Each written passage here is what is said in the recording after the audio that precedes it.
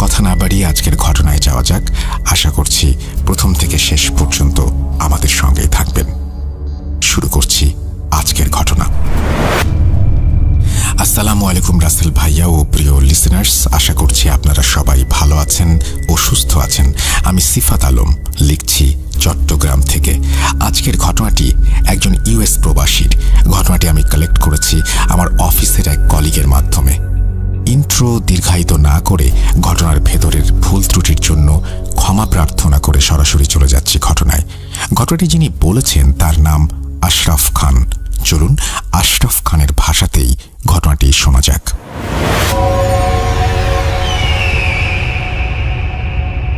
আসসালামু আলাইকুম, আমার নাম আশরাফ খান। আমি একটি অতি সাধারণ পরিবারের সদস্য। আমার পরিচয়, আমিও আপনাদের মতন সাধারণ একজন মানুষ। আমার বাবা 30-40 বছর আগে নতুন জীবন গড়ার উদ্দেশ্যে আমেরিকায় আসেন। এখানে এসে তারা নতুন পরিবেশে নতুন জীবন শুরু করেন। আমার জন্ম এখানেই, আর এখানেই বেড়ে ওঠা। আমি এখানেই পড়াশোনা করেছি এবং বিয়ে করেছি। আমার বাচ্চার জন্ম এই দেশেই হয়েছে। আমাদের বাংলাদেশে তেমন কোনো আত্মীয় স্বজন না থাকায় আমরা বাংলাদেশে তেমন একটা যাই না। বাবা মায়ের সাথে মাঝে মাঝে আমার দাদা বাড়িতে বেড়াতে গিয়েছিলাম, সেখানেও লোকজন ছিল অনেক কম।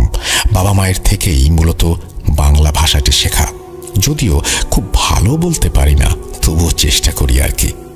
আমি আপনাদের সাথে যে ঘটনাটি শেয়ার করতে চলেছি সেটি 1998 বা 99 সালের দিকের ঘটনা। আমার ছেলের বয়স তখন ছিল 8 বছর। আমেরিকা যারা থাকেন তারা হয়তো জানেন এখানে প্রায়ই গ্যারেজ সেল লাগানো হয়। যারা গ্যারেজ সেল সম্পর্কে জানেন না তাদের উদ্দেশ্যে বলছি, গ্যারেজ সেল মানে হচ্ছে বাড়িতে থাকা জিনিসপত্র যেগুলো সেই বাড়িতে আর কোনো কাজে ব্যবহৃত হয় না এবং মালিক পক্ষ সেগুলো বিক্রি করে দিতে চায় এই গ্যারেজ সেলের মাধ্যমে। অর্থাৎ জিনিসপত্রগুলোকে গ্যারেজের সামনে নিয়ে আসা হয় এবং সেইখান থেকে মানুষজন সেগুলোকে কিনে নিয়ে যায়। তারা বাড়ির অব্যবহৃত জিনিসগুলো বাড়ির বাইরে রেখে দেয় এবং আশেপাশের প্রতিবেশী এবং অন্যান্য মানুষজন সেখানে আসেন, আর যদি তাদের প্রয়োজনীয় কিছু তারা পেয়ে যান তাহলে তারা সেগুলো নগদ অর্থ দিয়ে খুবই স্বল্প অর্থের বিনিময়ে ক্রয় করেন। একদিন আমার স্ত্রী আমাকে বলল আমাদের প্রতিবেশী এক পরিবার নাকি গ্যারেজ সেল দিচ্ছে। তার ইচ্ছা সেখানে গিয়ে যদি কোনো প্রয়োজনীয় জিনিসপত্র পায় তাহলে তা নিজেদের জন্য কিনে নিয়ে আসবে। আমরা যে বাড়িটিতে যাচ্ছিলাম সেই বাড়িতে থাকা পরিবারকে আমরা চিনতাম না। আমি জানতামও না যে সেই বাড়িটি আমাদের এলাকার ঠিক কোন স্থানে আছে। আমাদের এক প্রতিবেশী বলেছিলেন আমাদের বাড়ির পর কয়েকটা বাড়ি ফেলে একটু সামনে এগিয়ে গেলেই গ্যারেজ সেলের বাড়িটি।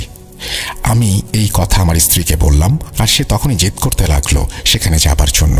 শেষ পর্যন্ত আমি, আমার ছেলে আর আমার স্ত্রী, আমরা 3 জন সেই বাড়ির উদ্দেশ্যে রওনা হলাম। কিছুক্ষণ চলার পর আমরা দেখলাম 4-5টা ঘর ফেলে একটু সামনেই কিছু লোক দাঁড়িয়ে আছে। আমরা বুঝতে পারলাম সেল নিশ্চয়ই সেখানেই হচ্ছে। আমি যখন সেই ঘরের কাছে গেলাম তখন আমি দেখতে পেলাম ঘরটি আমার পরিচিত। আমি প্রতিদিন এই ঘরের সামনে দিয়েই কাজ করতে যেতাম। যেতে যেতে আমার চোখ কয়েকবার ঘরটির ওপর পড়েছিল। এই বাড়িতে যদিও আমি তেমন কাউকে দেখিনি, শুধু যখনই চোখ পড়েছে তখনই দেখা মেলেছে এক বুড়ি মহিলার। তার পাকা চুল সবসময় এলোমেলো অবস্থাতেই থাকতো, আর তার পরনের কাপড় ছিল বেশ ময়লা। আমি 4-5টা ভালোভাবে তাকালাম, কিন্তু ওই মহিলাকে কোথাও চোখে পড়ল না। বেশি চিন্তা না করে আমরা ঘরের সামনে রাখা জিনিসপত্র দেখতে ব্যস্ত হয়ে পড়লাম। আমার স্ত্রী কিছু জিনিস পছন্দ করলো।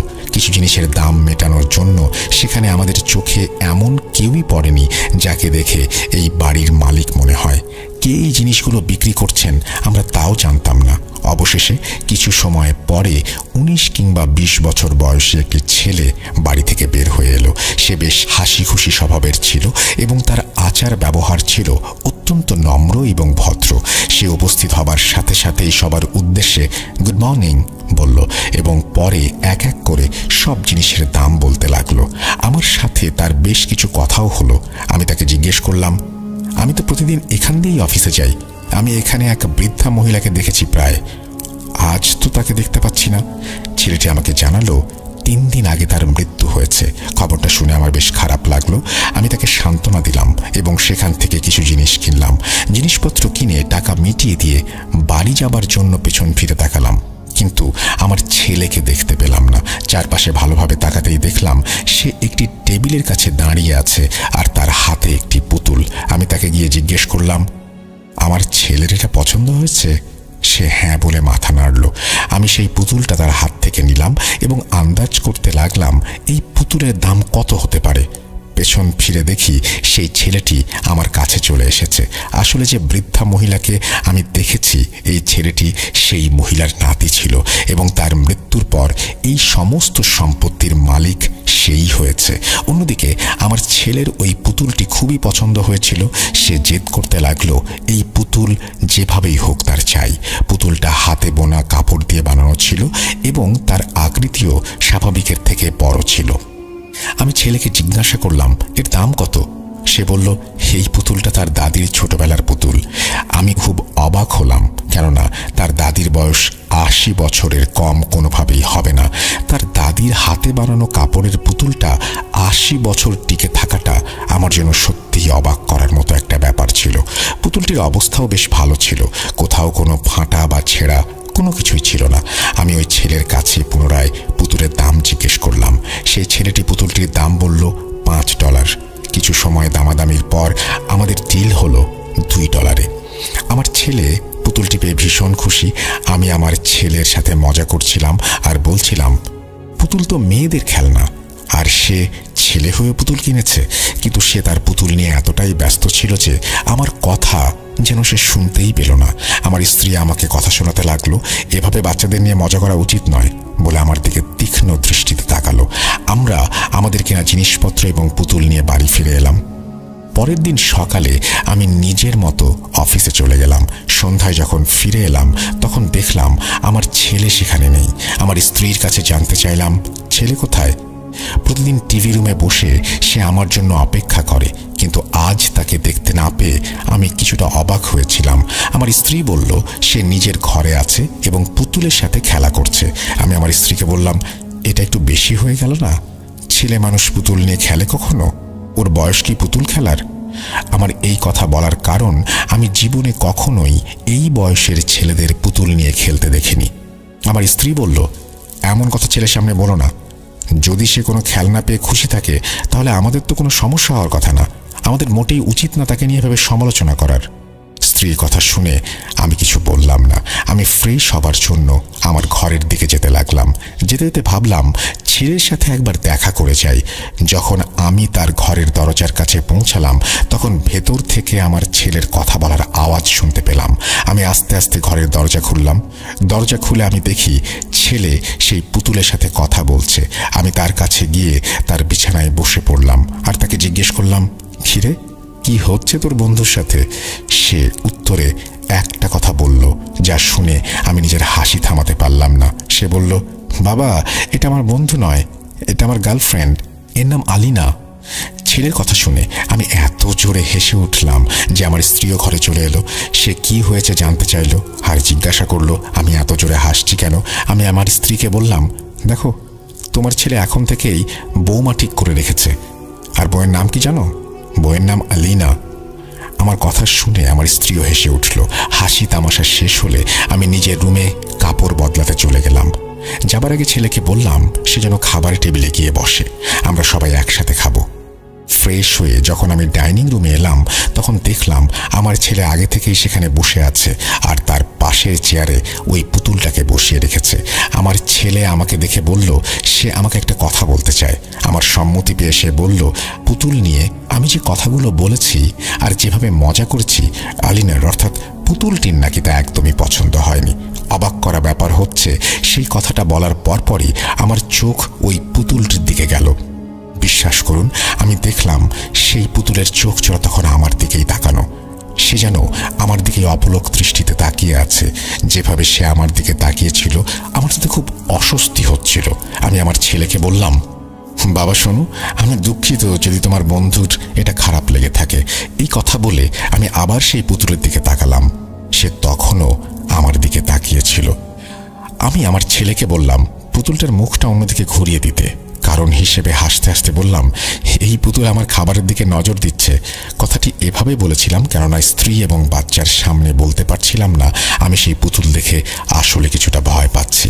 বারবার মনে হচ্ছিল সে সত্যি আমার দিকে ভয়ানক রাগ নিয়ে তাকিয়ে আছে। আমার ছেলে আমার কথা শুনে পুতুলের মাথাটা অন্যদিকে ঘুরিয়ে দিল। আমি স্বস্তির নিঃশ্বাস ফেললাম। সারাদিন পুতুল নিয়ে খেলার জন্য আমার ছেলে বেশ ক্লান্ত হয়ে গিয়েছিল। সে খাবার খেতেই ঘুমিয়ে পড়ল। ওর মা ওকে কোলে নিয়ে ওর ঘরে চলে গেল। আমি তখন পানি খেয়ে খাবার টেবিল থেকে উঠতে যাচ্ছিলাম।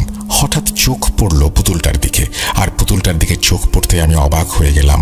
সে এখনো চেয়ারে বসে আমার দিকেই তাকিয়ে আছে। আমি ভাবলাম, যখন আমার স্ত্রী ছেলেকে কোলে তুলেছিল তখন হয়তো ছেলের পা পুতুলের সাথে ধাক্কা লেগেছিল, আর এই কারণেই পুতুলের মুখ আবার আমার দিকে ঘুরে গেছে। আমি 7-5 না ভেবে পুতুলটাকে তুলে নিয়ে ছেলের ঘরের দিকে চলে গেলাম। ঘরে পৌঁছে দেখলাম ওর মা ওকে ঘুম পাড়িয়ে কেবল রুম থেকে বের হচ্ছে। আমি তাকে বললাম পুতুলটা ছেলের কাছে রেখে দিতে। সকালে উঠে পুতুল না দেখতে পেলে হয়তো সে বিরক্ত হবে। এরপর আমি পুতুলটা আমার স্ত্রীর হাতে দিয়ে নিজের ঘরের দিকে চলে গেলাম। আমি আমার ঘরের দিকে যাবার জন্য হাঁটতে শুরু করলাম। আমি ঘরের দিকে এগোচ্ছি, আর কয়েক সেকেন্ড পরেই পেছন থেকে হাঁটার শব্দ শুনলাম। মনে হলো আমার স্ত্রী পুতুল রেখে আমার পেছনেই আসছে। আমি হাঁটতে হাঁটতে স্ত্রীর সাথে কথা বলতে শুরু করলাম এবং অফিসের নানান ব্যাপার তাকে জানাতে শুরু করলাম। আপনাদের একটি কথা জিজ্ঞাসা করি। মনে করুন আপনি একা বাড়িতে আছেন, যেখানে শুধু আপনারা স্বামী স্ত্রী এবং এক ছেলে থাকেন। ছেলে ঘুমোচ্ছে আর আপনি ঘরের দিকে যাচ্ছেন। ঘরে যাবার সময় পেছন থেকে হাঁটার শব্দ আপনার কানে ভেসে আসছে। তাহলে আপনার মাথায় কি আসবে? 100% নিশ্চিতভাবে এটাই মনে হবে পেছনে যিনি আসছেন তিনি আপনার স্ত্রী।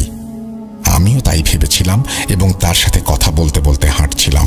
আমি তাকে বললাম আমার অফিসের এক বন্ধু আমাদের বাড়িতে দাওয়াত খেতে যাচ্ছে। আমি তাকে জিজ্ঞাসা করলাম তার সমস্যা না থাকলে কালকেই দাওয়াত দেওয়ার প্ল্যান করছি। এই কথা বলে আমি তার উত্তরের জন্য অপেক্ষা করছিলাম, কিন্তু পেছন থেকে কোনো উত্তর আসছিল না। আমার মনে হলো দাওয়াতের কথা শুনে আমার স্ত্রীর হয়তো মুড অফ হয়ে গেছে। আমি হাসতে হাসতে বললাম, তুমি চিন্তা করো না, আমি বাইরে থেকে খাবার আনিয়ে নেব। এই কথা বলে যখনই আমি পেছন ফিরে তাকালাম, আমি যেন নিজের চোখকেই বিশ্বাস করতে পারলাম না। আমার পেছনে কেউ নেই, পুরো লবিটাই একেবারে খালি পড়েছিল। আমি বেশ কিছুক্ষণ সেখানে থ হয়ে দাঁড়িয়ে রইলাম। কিছুক্ষণ পর দেখলাম আমার সামনেই আমার স্ত্রী রুমের দরজা দিয়ে বাইরে বেরিয়ে গেল। দরজাটা বন্ধ করে আমার দিকে আসতে লাগলো। সে আমার কাছে এসে জিজ্ঞাসা করলো আমি এখানে এভাবে দাঁড়িয়ে আছি কেন। আমি তাকে জিজ্ঞেস করলাম সে কি ছেলের রুম থেকে বের হয়ে আবার কোনো কারণে রুমে গিয়েছিল। সে বলল বাচ্চাটা তার ঘর বেশ অগোছালো করে রেখেছিল, তাই সে পরিষ্কার করে একেবারে বের হয়েছে। আমি তাকে আমার সাথে কিছুক্ষণ আগে ঘটে যাওয়া ঘটনার ব্যাপারে বললাম না। সকালে আমার ছেলের সাথে দেখা হলো ডাইনিং টেবিলে। আমরা দুজনেই নাস্তার জন্য অপেক্ষা করছিলাম এবং আমার স্ত্রী কিচেনে ডিম ভাজি নিয়ে ব্যস্ত ছিল।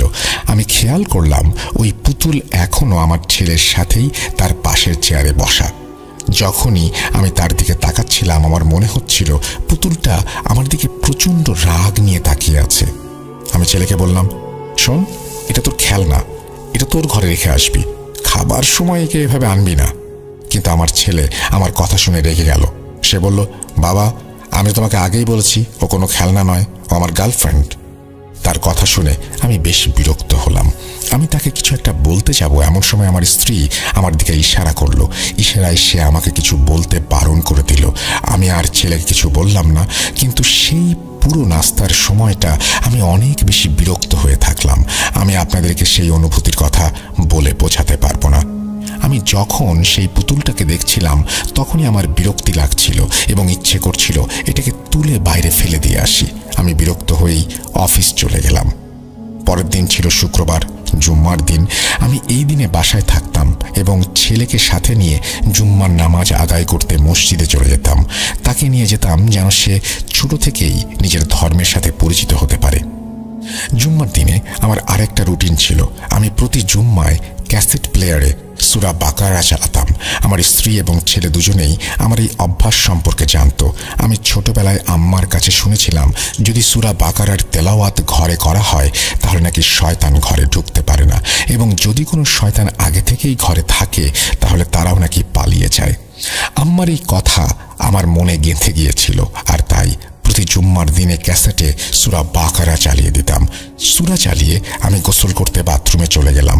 যখন গোসল শেষে বাথরুম থেকে বের হলাম তখন সূরার আওয়াজ আর শুনতে পেলাম না। আমি সূরার আওয়াজ কেন পাচ্ছি না তা দেখার জন্য যখন ক্যাসেট প্লেয়ারটি কাছে নেই তখন দেখলাম সেটি অফ হয়ে আছে, তাতে কোনো লাইট জ্বলছে না। আমি গিয়ে আমার স্ত্রীকে জিজ্ঞেস করলাম এই কাজ কে করেছে। সে বলল সে জানে না। হঠাৎ করে কিভাবে যেন আওয়াজ বন্ধ হয়ে গেল। আমি ভাবলাম হয়তো ছেলে বন্ধ করে দিয়েছে, তাই ছেলের ঘরে গিয়ে তাকে জিজ্ঞাসা করলাম ক্যাসেট প্লেয়ার সে বন্ধ করেছে কিনা। সে বলল সে বন্ধ করেনি, সে নাকি বাইরেই যায়নি। আমি আবার ক্যাসেট প্লেয়ার অন করার চেষ্টা করলাম, কিন্তু কিছুতেই তা অন হচ্ছিল না। আমি প্লাগ, পাওয়ার সবকিছু চেক করলাম, কিন্তু কিছুতেই ক্যাসেট প্লেয়ার অন হচ্ছিল না। এর মধ্যেই আমার পৌনে 1 ঘন্টা সময় নষ্ট হয়ে গেল। ঘড়ির দিকে তাকিয়ে দেখি জুম্মার নামাজের সময় হয়ে গেছে। আমি আমার ছেলেকে বললাম দ্রুত তৈরি হয়ে নিতে, কিন্তু সে বলল আজ নাকি তার শরীরটা ভালো নেই, তাই আজ সে নাকি আমার সাথে যেতে পারবে না। এটা প্রথমবার ছিল যখন সে আমার সাথে জুম্মার নামাজে যেতে চাচ্ছিল না, কিন্তু সে সব সময় আমার সাথে জুম্মার নামাজে যাওয়ার জন্য অস্থির থাকতো। আমি তাকে বোঝানোর অনেক চেষ্টা করলাম। তাকে বললাম গাড়িতে গিয়ে বসতে, বেশি সময় লাগবে না, 2 রাকাত নামাজ পড়েই চলে আসব, কিন্তু কিছুতেই তাকে রাজি করাতে পারলাম না। সে ছোট ছিল জন্য তাকে জোরও করতে পারলাম না। আমি একাই নামাজ পড়তে চলে গেলাম।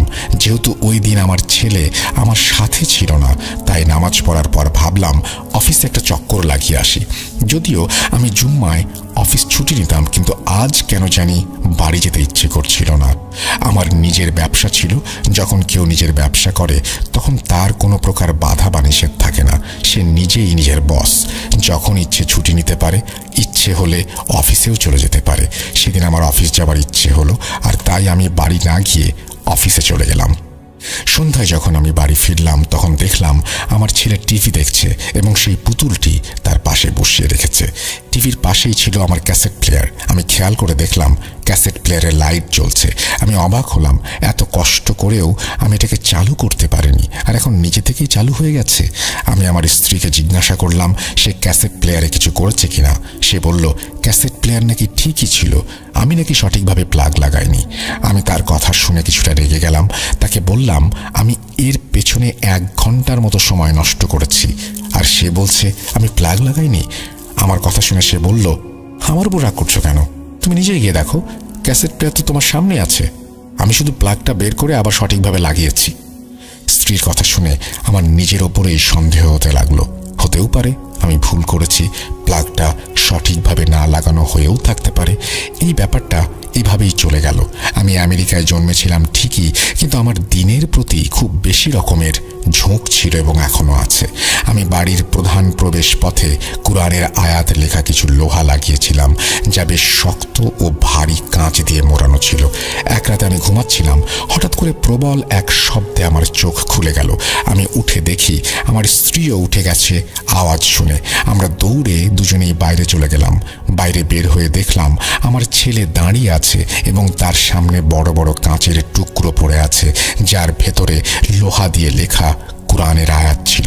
আমি দ্রুত গিয়ে তাকে আমার কোলে তুলে নিলাম এবং জিজ্ঞেস করলাম সে কোথাও ব্যথা পেয়েছে কিনা। সে বলল কোথাও ব্যথা পায়নি। আমি তাকে জিজ্ঞেস করলাম এই কাঁচ কিভাবে ভেঙে গেল, সে এখানে কি করছে। সে বলল সে নিজেও নাকি শব্দ শুনেই বাইরে বেরিয়ে এসেছে। আমার বাড়ির যেসব কাচের টুকরোতে কোরআনের আয়াত লেখা ছিল সেগুলো আমার চোখের সামনেই ভেঙে পড়ে আছে।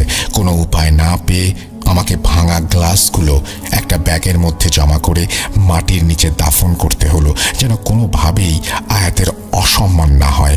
আমি খেয়াল করলাম যখন থেকে এই অপয়া পুতুল আমাদের বাড়িতে এসেছে কিছু না কিছু অদ্ভুত ঘটেই চলেছে।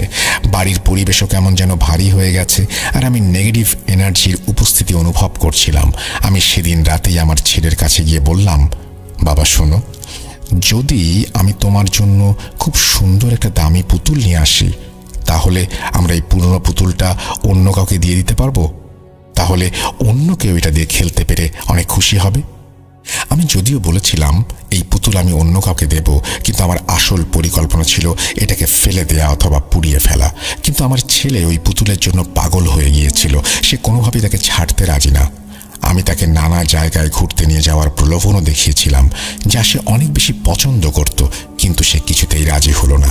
এক রাতে আমি আর আমার স্ত্রী ঘুমিয়ে আছি। হঠাৎ ঘুমের মধ্যে আমি আমার ছেলের কণ্ঠস্বর শুনতে পেলাম। সে বলছে, বাবা আমাকে বাঁচাও, আমাকে মেরে ফেলবে। আমি তড়িঘড়ি করে উঠলাম আর বিছানায় বসে পড়লাম। আমি বুঝতে পারছিলাম না সত্যি এমন কিছু শুনেছি নাকি এটি শুধুই স্বপ্ন। আসলে কি আমার ছেলে সাহায্যের জন্য আমাকে ডাকছে? আমি বিছানা থেকে নেমে গেলাম এবং আমার ছেলের ঘরে চলে গেলাম। আমি তার ঘরের কাছে পৌঁছালাম আর দরজা খুললাম। ঘরের ভেতরে আলো বন্ধ ছিল, শুধু জানালার ফাঁক দিয়ে একটু চাঁদের আলো আসছিল। আমার ছেলে গভীরভাবে ঘুমাচ্ছিল, তার হাতে ছিল সেই অপয়া পুতুল। আমি নিশ্চিত হলাম আমার ছেলে নিরাপদ আছে দেখে। আমি নিজের ঘরে ফিরতে যাবার জন্য ছেলের ঘরের দরজা বন্ধ করতে লাগলাম। হঠাৎ আমি মৃদু চাঁদের আলোতে দেখলাম বিছানার নিচে কেউ আছে আর তার পা বিছানার বাইরে বেরিয়ে আছে। আমার নজর পড়তেই পা ভেতরে নিয়েছে। আমি হঠাৎ করে এই ব্যাপার দেখে চমকে গেলাম এবং তাড়াতাড়ি রুমের লাইট অন করলাম। কিন্তু লাইট জ্বালানোর সাথে সাথেই যে নিচে বসেছিল সে গায়েব হয়ে গেল। আমি বারবার আমার চোখ মলে দেখার চেষ্টা করতে লাগলাম। খাটের নিচটাও ভালো করে দেখলাম। আমি 100% নিশ্চিত আমি কোনো ভুল দেখিনি। আমি কাউকে অবশ্যই দেখেছি। তার পায়ের আঙুলগুলো আমি নিজের চোখে দেখেছি এবং সেগুলো পুরোপুরি একজন মানুষের মতোই ছিল। লাইট জ্বালানো আর চলাফেরার কারণে আমার ছেলেও উঠে বসলো। সে আমাকে কি হয়েছে জিজ্ঞাসা করলো। আমি তাকে কিছুই বললাম না। আমি আমার ছেলেকে কোলে তুলে নিলাম এবং এই অপয়া পুতুল ছেলের রুমে ফেলে রেখেই ছেলেকে নিয়ে আমার ঘরে শুয়ে পড়লাম। সে ঘুম ঘুম অবস্থায় ছিল জন্য পুতুলটাকে নেয়ার কথা তার মনে ছিল না। যদি সে জেগে থাকতো তাহলে কখনোই পুতুলটা হাত ছাড়া করতো না। পরের সকালে আমি আমার স্ত্রীর সাথে কথা বললাম এবং তাকে কিছু জিনিস বোঝাতে চাইলাম। আমি বললাম, আমার মনে হচ্ছে এই পুতুলের সাথে কোনো না কোনো সমস্যা অবশ্যই আছে। আমার কথা শুনে আমার স্ত্রী অবাক হয়ে গেল। বাড়িতে যা কিছু হচ্ছে তার জন্য এই পুতুলের হাত কিভাবে থাকতে পারে, এটিই তার ছিল প্রধান প্রশ্ন। আমি তাকে বললাম, সে যা খুশি বলুক না কেন, আমি পুরোপুরি নিশ্চিত এই পুতুলের জন্যই এই বাড়িতে সমস্যা হচ্ছে। আমার কথা শুনে সে বলল, যদি আসলেই এমন কিছু হয়ে থাকে তাহলে তার প্রমাণ দিতে হবে। তাকে এমন কিছু দেখাতে হবে যা দেখে মনে হবে আমার ধারণাটা সত্যি। পরের দিন ছিল জুম্মার দিন। আমি স্ত্রীকে বললাম, আমি জুম্মার দিন আবার সূরা বাকারা চালাবো, কিন্তু সেটা সম্পূর্ণ হবার আগেই নিজে থেকে বন্ধ হয়ে যাবে। সে আমার কথা শুনে হাসতে লাগলো এবং বলল, আমি কিভাবে জানলাম এমনটা হবে? আমি বললাম, আমার ষষ্ঠ ইন্দ্রিয় বলছে গত জুম্মার দিন ক্যাসেট প্লেয়ার বন্ধ হবার পেছনে নিশ্চয়ই কোনো শয়তানের হাত ছিল। আমার স্ত্রী আমার কথা শুনে বলল, ঠিক আছে, দেখা যাক কি হয়। তুমি কাল সূরা বাকারা লাগিও, তারপর দেখি কি হয়। পরদিন কথা অনুযায়ী আমি সূরা বাকারা চালালাম আর ভলিউম ফুল করে দিলাম। কিছু সময় পরই আমার ছেলে আমার ঘরে এলো এবং বলল, বাবা, আলিনা বলছে ক্যাসেট প্লেয়ার বন্ধ করে দাও। আমি আমার ছেলেকে ডেকে বললাম, বাবা, এটা তো আল্লাহর কালাম, তোমার বন্ধু এটা কেন বন্ধ করতে বলছে? সে বলল, বাবা, আলিনা বলছে যখন তুমি ক্যাসেট প্লেয়ার বাজাও তখন তার রাগ হয়। আমি নিশ্চিত হতে পারছিলাম না এটা আমার ছেলের কোনো মন গড়া কথা নাকি সে আসলেই সত্যি কথা বলছে। সে কি আসলেই ওই পুতুলের সাথে কথা বলছে নাকি অন্য কোনো শয়তানি সৃষ্টি সেই পুতুলের মাধ্যমে আমার ছেলের সাথে কথা বলছে? আমি আমার ছেলেকে কোলে তুলে নিলাম আর বললাম, বাবা, তোমার বন্ধুটা আসলে খারাপ। আল্লাহর কালাম শুনে শুধু শয়তানরাই কষ্ট পায়। আমি আমার ছেলের সাথে এসব নিয়ে কথা বলতে বলতেই ক্যাসেট প্লেয়ার বন্ধ হয়ে গেল। আমি বাইরে গিয়ে দেখলাম ক্যাসেট প্লেয়ারের প্লাগে আগুন লেগে গেছে আর আগুন এত বেশি ছিল যে ক্যাসেট প্লেয়ারের অনেকাংশই পুড়ে গেছে। আমি আমার স্ত্রীর দিকে তাকালাম, তার মুখেও চিন্তার ছাপ স্পষ্ট। আমি দৌড়ে গিয়ে আগুন নেভালাম। আমার স্ত্রী বলল, এখন আমরা কি করব? আমি তাকে বললাম, প্রথমত আমাদের ছেলেকে একা ঘুমোতে দেয়া ঠিক হবে না। রাতের বেলা তাকে আমাদের রুমেই ঘুম পাড়াতে হবে। আর এই পুতুলের কি সমস্যা তা আমি নিজের মতো করে জানার চেষ্টা করব। পরের দিনই একটা মজার ঘটনা ঘটল। আমি অফিসে যাচ্ছিলাম সেই বাড়ির সামনে দিয়ে যেখানে কিছু ছেলে দাঁড়িয়েছিল আর নিজেদের মধ্যে কি সব কথাবার্তা বলছিল। ওই বাড়ির দিকে ইশারা করেই তারা কথাগুলো বলছিল। আমি গাড়ি থামিয়ে তাদের কাছে গেলাম। তাদের কাছে গিয়ে তাদের সাথে কথাবার্তা বললাম এবং কথাবার্তার মধ্যেই তাদের একজন আমাকে কিছু অদ্ভুত তথ্য দিল, যা শুনে আমি একটু ভীত হয়ে গেলাম আর কিছু কিছু বিষয় বুঝতে শুরু করলাম। সে বলছিল এই বাড়ির বৃদ্ধা মহিলা খুব ভালো কোনো মহিলা ছিলেন না। তিনি অদ্ভুতভাবে মানুষদের চিকিৎসা করতেন। আমি তাকে জিজ্ঞাসা করলাম তিনি কি ধরনের চিকিৎসা করতেন। উত্তরে ছেলেটি বলল সেই মহিলা নাকি শয়তানের মাধ্যমে মানুষের চিকিৎসা করতেন আর টাকার বিনিময়ে কালো জাদু নাকি করতেন। তার কথা শুনে আমি থ হয়ে গেলাম। আমি তাকে খোদা হাফিজ বলে গাড়িতে চড়ে মসজিদের দিকে রওনা দিলাম। মসজিদে পৌঁছে আমি মসজিদের ইমাম সাহেবকে সবকিছু খুলে বললাম এবং এই বিষয়ে তার মতামত জানতে চাইলাম। তিনি বললেন এই বিষয়ে তিনি এখনই কিছু বলতে পারবেন না, ভালো হবে যদি আমি সেই পুতুল নিয়ে এখানে আসি। আমি তাকে জানালাম আমার ছেলে ওই পুতুল কিছুতেই হাতছাড়া করতে দেয় না, আর তাই পুতুলটি নিয়ে আসা সম্ভব নয়। ইমাম সাহেব কিছুটা সময় ভেবে আমাকে বললেন তিনি আজ মাগরিবের পর আমাদের বাসায় আসবেন। ইমাম সাহেবের সাথে কথা বলে আমি আর অফিসে না গিয়ে সরাসরি বাসায় চলে এলাম। বাড়ি ফিরে পুতুলটাকে আগের থেকে আরো বেশি ভয় লাগছিল আমার। আগে এর প্রতি যে ঘৃণার অনুভূতি ছিল সেটা এখন ভয়ে রূপান্তরিত হয়েছে। পুতুলটা আমার সামনেই সোফায় পড়েছিল। আমি আর অন্য কিছু না ভেবে ছেলের ঘরের দিকে যেতে লাগলাম। হঠাৎ পেছন থেকে একটা আওয়াজ এলো, বাবা আমাকে বাঁচাও। আমি খেয়াল করে দেখলাম এই আওয়াজটা আমার ছেলের। ঠিক এই আওয়াজই আমি স্বপ্নে শুনেছিলাম, কিন্তু পেছন ঘুরে দেখলাম আমার ছেলে সেখানে নেই, আর এই আওয়াজটা সেই পুতুলের ভেতর থেকে আসছে।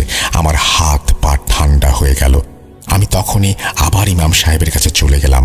আমার অবস্থা দেখে উনি বললেন, ভাই আপনি চিন্তা করবেন না, ইনশাল্লাহ মাগরিবের পরই আমি আপনার বাড়ি পৌঁছে যাব। আমি বাড়ি ফিরে এলাম। পরের ৩-৪ ঘন্টা খুব কষ্টে কেটেছে আমাদের। যখন মাগরিবের আজান হলো তখন আমি ঘরেই নামাজ পড়ে নিলাম আর ইমাম সাহেবের জন্য অপেক্ষা করতে লাগলাম। কিছুক্ষণের মধ্যে ইমাম সাহেব আমাদের বাড়িতে চলে আসলেন। আমি ওনাকে সোফায় বসালাম এবং আমার স্ত্রীকে বললাম ওনার জন্য চা বানিয়ে আনতে। ইমাম সাহেব আমাদের কাছে পুতুলের ব্যাপারে জানতে চাইলেন। তিনি পুতুলটি কোথায় জিজ্ঞাসা করলেন। আমি বললাম পুতুলটি আমার ছেলের কাছে, ওর ঘরেই আছে। উনি আমাকে আমার ছেলেকে আর পুতুলটিকে নিয়ে আসতে বললেন। আমি ওনাকে জানালাম আমার খুব ভয় লাগছে।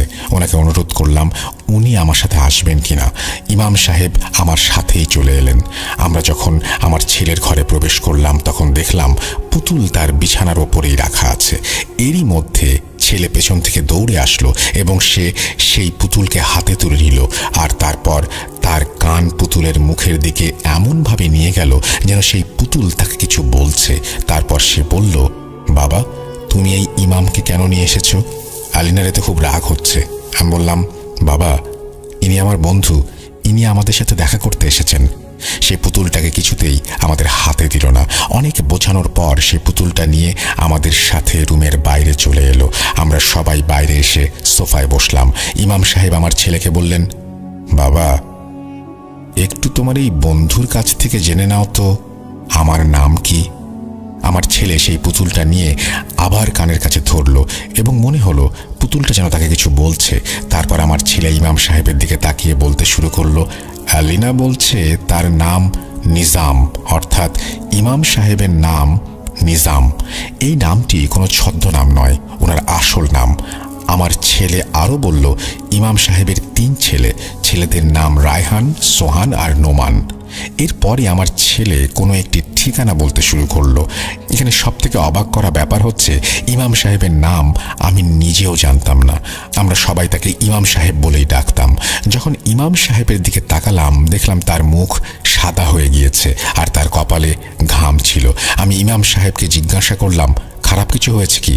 ইমাম সাহেব আমাকে বলতে শুরু করলেন, আপনি জানেন এই বাচ্চাটা যেসব তথ্য দিয়েছে সেগুলো কার? এই সব তথ্যগুলো আমার। আমার নাম আসলেই নিজাম, আর আমার ছেলে 3টি যাদের নামও সে সঠিক বলেছে এবং যে ঠিকানা বলেছে সেই ঠিকানাতেই আমার বাসা। এরপর ইমাম সাহেব আমার কানে কানে বললেন, আপনাকে একটা কাজ করতে হবে। এই পুতুলটাকে আপনার সন্তানের কাছ থেকে যেভাবেই হোক আলাদা করতে হবে। একে নদীতে ভাসিয়ে দিতে হবে, নয়তো আগুন লাগিয়ে দিতে হবে।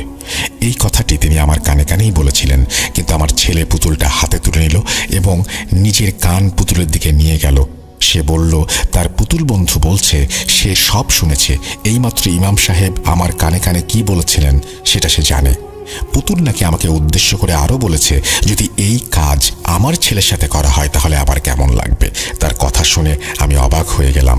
আমি ধীরে ধীরে আমার স্ত্রীকে বললাম সে যেন ছেলের কাছে থাকে, আর ইমাম সাহেবকে নিয়ে বাইরে চলে এলাম। ইমাম সাহেব ঘরের বাইরেই 2 রাকাত নামাজ পড়লেন, যাকে বলা হয় ইস্তেখারা সালাত। নামাজ শেষ করে তিনি আমাকে ডেকে বললেন, এই পুতুলটাকে ধরে পেছন থেকে ছিঁড়ে ফেলতে হবে।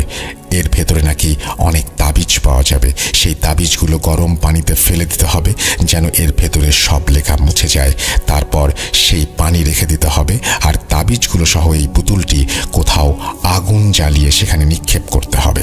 পুতুল আর তাবিজ পুড়ে ছাই হয়ে গেলে তাবিজ ধোয়া সেই গরম পানি দিয়েই সেই আগুন নেভাতে হবে।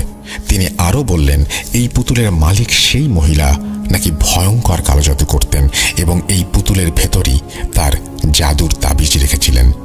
এই তাবিজের সঙ্গে তার অনেক কিছুই নাকি জড়িত। যত দ্রুত সম্ভব ছেলের কাছ থেকে এই পুতুল নিয়ে নিতে বললেন, এবং অন্যথায় এই পুতুল আমার ছেলের ওপরে প্রভাব ফেলবে যা ইতোমধ্যেই শুরু হয়ে গেছে।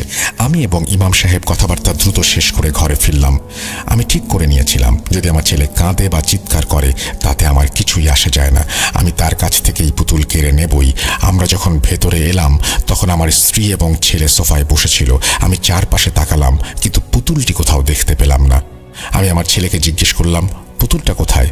সে বলল সে কিছুই জানে না, এতক্ষণ নাকি এটা তার কাছে এখানেই ছিল। আমার স্ত্রীকে জিজ্ঞাসা করলাম, সেও ছেলের মতো একই উত্তর দিল। আমরা পুরো ঘর খুঁজে দেখলাম কিন্তু কোথাও পুতুলটি পাওয়া গেল না। ইমাম সাহেব সোফায় বসে চোখ বন্ধ করে কোনো একটা আমল করতে শুরু করলেন। আমল শেষ হলে তিনি বললেন, ঠিক 10 মিনিট পর আমরা যেখানে বসেছিলাম সেই সোফার নিচেই পুতুলটি পাওয়া যাবে। আশ্চর্যজনকভাবে ইমাম সাহেবের কথা মতোই 10 মিনিট পর আমাদের বসার জায়গাতেই পুতুলটাকে আমরা পেলাম। আমরা সেটাকে হাতে নিয়েই সজোরে টান দিয়ে ছিঁড়ে ফেললাম। সাথে সাথে আমার ছেলে পাগলের মতো কান্নাকাটি শুরু করলো। তার অবস্থা মারাত্মক খারাপ হতে শুরু করলো, যা ইমাম সাহেব আমাকে আগেই বলেছিলেন। পুতুলটা পেছন দিক থেকে ছিঁড়ে ফেলতেই ভেতর থেকে একের পর এক তাবিজ বের হয়ে আসতে লাগলো। আমরা দ্রুত সেই তাবিজগুলো গরম পানির মধ্যে ছেড়ে দিলাম। তারপর বাড়ির সামনে আগুন জ্বালিয়ে তাতে নিক্ষেপ করলাম এই অপায়া পুতুল। পুতুল পুড়ে গেলে তাবিজগুলো আগুনে নিক্ষেপ করলাম। সব শেষে সে আগুন নেভালাম তাবিজ ধোয়া সেই গরম পানি দিয়ে। এসব কিছুর পর আমার ছেলে একদম স্বাভাবিক হয়ে গেল। আমি তো আরও ভাবছিলাম সে অনেকদিন ধরে এটা নিয়ে হয়তো মন খারাপ করবে বা কাঁদবে, কিন্তু সে স্বাভাবিক হয়ে গেল যেন কিছুই হয়নি। ওই দিনের পর আমার ছেলে আর কখনোই পুতুল নিয়ে কোনো কথাই বলেনি, এমনকি কখনো জিজ্ঞেস করেনি তার পুতুল কোথায়। আল্লাহর রহমতে আমার ছেলে সম্পূর্ণ সুস্থ হয়ে যায়। এরপর আর কখনোই আমার ছেলের সাথে কোনো অস্বাভাবিক কিছু ঘটেনি। ছেলের নাম না বলার জন্য দুঃখিত, এর পেছনে কারণ ব্যক্তিগত। এই ঘটনার কয়েকদিন পর আমি ইমাম সাহেবের কাছে গিয়ে তাকে একবার জিজ্ঞেস করেছিলাম তিনি এসব কিছু কিভাবে জানলেন। তিনি শুধু বলেছিলেন, সব কিছু জানা সবার জন্য নয়। এই বলে মিস্টার আশরাফ তার ঘটনা শেষ করলেন। প্রিয় লিসেনার্স, আপনারা কি সেই অভিশপ্ত পুতুলের ছবি দেখতে চান? ঘটনা প্রচারিত হবার পরপরই ভূত.com-এর পেজে চোখ রাখুন, পুতুলের ছবি পেয়ে যাবেন।